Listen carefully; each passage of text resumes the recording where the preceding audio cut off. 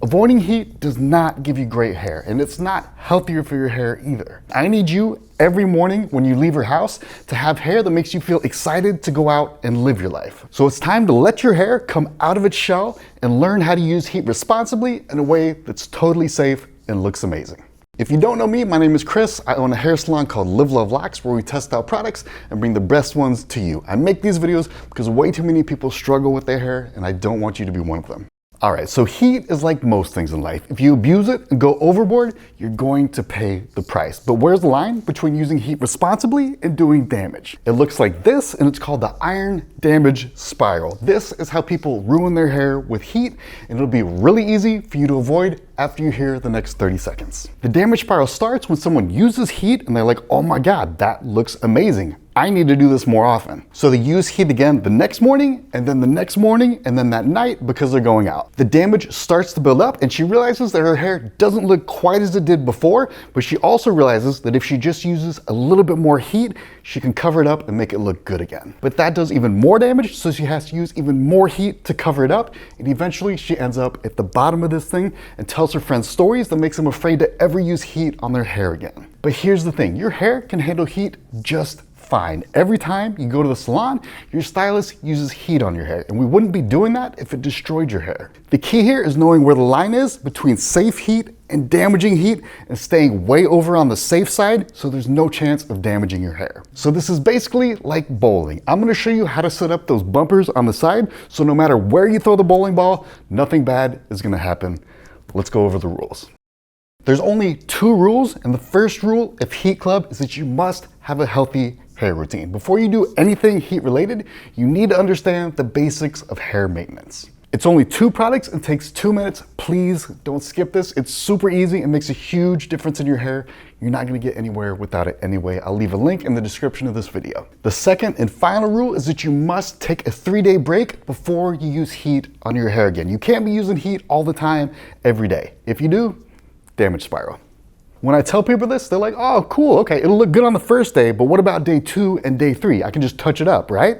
No, you can't touch it up because you have to wait 3 days before you use heat again. What you really need to do is learn how to style your hair so that the style lasts for 3 days. That means learning how to sleep with your hair and learning how to take a shower with your hair without ruining your style. I'll tell you exactly how to do that later, but first, let me show you how easy and simple heat protectants are and how they'll actually help your style last longer, which is exactly what we're going for. Those are the rules. Let's look at the tools.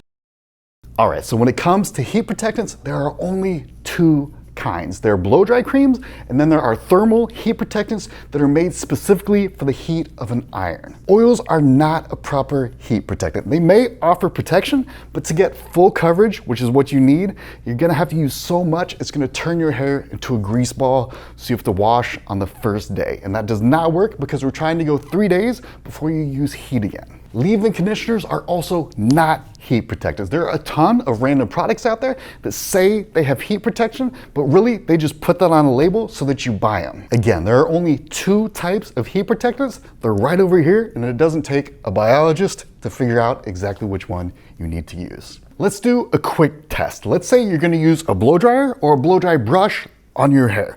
Which one of these 2 heat protectants do you use? That's right, the blow dry cream. Now let's say you're using an iron. Which one of these 2 would you want to use? The thermal heat protectant that's made specifically for an iron. And then there's a step 2. What about if you're doing both? What about if you're blow drying and using an iron? You would use the blow dry cream for the blow dry, and you use the iron heat protectant when you use the iron. And someone from the peanut gallery back there is gonna yell, Chris, I stole this product from my mom's bathroom. It claims it has heat protection. Can I just use that? No, you cannot. It doesn't count. It only counts if it's on this list, and there's only 2 things on this list. Hair companies are notorious for throwing heat protection on the labels of tons of their products that don't actually give heat protection. You have to remember that labels are written by marketers, not a friendly stylist. They're not helpful, they're not factual. The only thing labels are there to do is to trigger you into making an impulse buy so you get that product. Think about all the hair products that are sitting in your bathroom right now. If they actually did what the labels said they would do, you would have the best hair in the galaxy. Don't trust labels.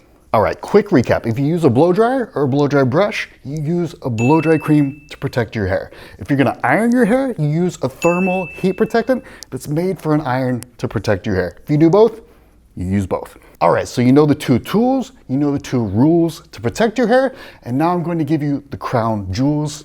I needed something that rhymed.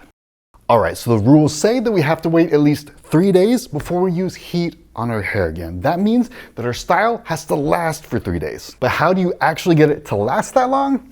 Believe it or not, the heat protectants that we talked about in the last section are actually going to add longevity to your style. Hair commandment number 1, less is more. You want to use the least amount of products possible to get the result that you're looking for. That's why we chose those 2 types of heat protectants, because they're pulling double duty. They're 1, protecting your hair from heat, but they're also number 2, adding longevity to your style so you can go longer before you have to use heat again. But how do they do that, you ask? Excellent question. Let's say you're blow drying your hair. You remember from the last section that we need to use a blow dry cream. But guess what? That blow dry cream does way more than just give you heat protection. It actually totally transforms the texture of your hair to make it silky, smooth, and get rid of frizz. And guess what? When you get rid of the frizz, your style actually lasts much, much longer. Here's why. Your hair doesn't go from clean and silky to all of a sudden gross and frizzy. It's like a scale. It'll start here, and then over time, it'll slowly move towards the gross and frizzy. And the farther you can get towards clean and silky, the longer it will take before your style gets gross and frizzy, which means you then have to wash and start all over. So in other words, the blow dry cream making your style much silkier and smoother means that style is going to last that much longer, helps with longevity. And that reminds me of a core principle of hair.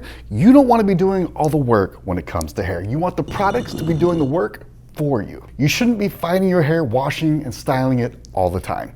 You just want to come in every 3rd, 4th, or 5th day, show it who's boss, and then let the products keep things under control until you need to wash it again. It's way healthier for your hair and way easier on you, but there's a couple other really easy ways to extend your style that we should talk about. Dry shampoo is amazing. If you've never tried it or never tried a quality brand, I highly recommend you do. It'll add days to your style. You also really want to be using a shower cap to protect your hair in the shower from the water and humidity. When you sleep, you want to do a really loose bun with a scrunchie so you don't get any indents on it. That way you don't sweat on it or roll over on top of it all night. It also really helps to have a heatless morning routine to tame all the flyaways and polish everything up in the morning. I'll leave a link to that video below.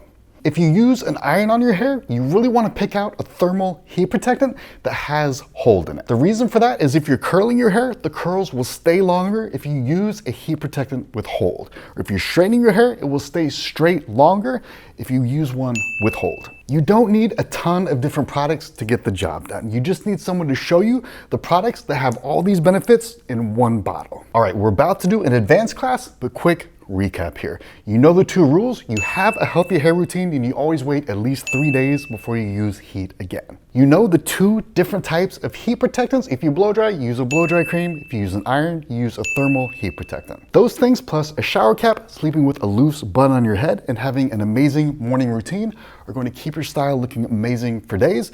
But we have one more thing.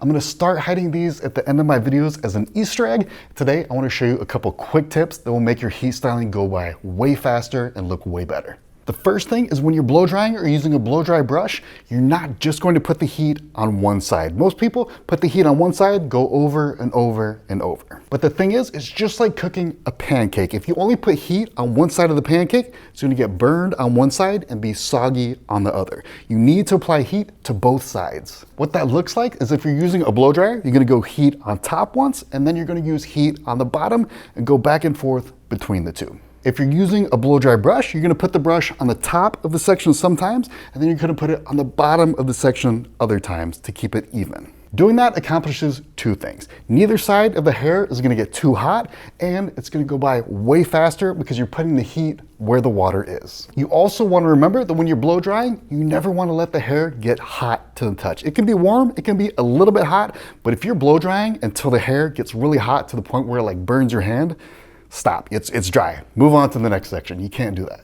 Next, if you're flat ironing, you want to do multiple quick passes. None of this really slow stuff. If you go slow, too much heat is going to build up in places where you don't really need it. Going quickly lets you use the exact amount of heat that you need to. You can go, see how it looks. If you need to go again, go again, but you'll never use more than you need if you just do quick passes and only do as many as you need to do to get the look that you're going for. A lot of people take big sections of hair because they think it's faster. They wrap it around the iron and then they leave it for like 10 to 20 seconds. It's the absolute worst thing that you could possibly do. The reason for that is the hair that's actually touching the iron is getting totally burned, while the hair on the inside of the section that isn't touching the iron still isn't even getting hot. What you want to do instead is take small sections, they heat up evenly and quickly in 4 to 6 seconds. And when you do that, the entire curl is the same temperature, which means it looks nice and uniform and nice and even, and actually lasts longer because you got the heat all the way through the section, so it's gonna hold the curl and look that much better. I really appreciate you watching. If you need to get any of these products, remember, you must match them to your hair type. The easiest way to do that is to check out my recommended product list in the description right below here. It'll have a hair type quiz for you, so you'll know exactly what your hair type is and exactly which products are best for you. Have a good one, guys.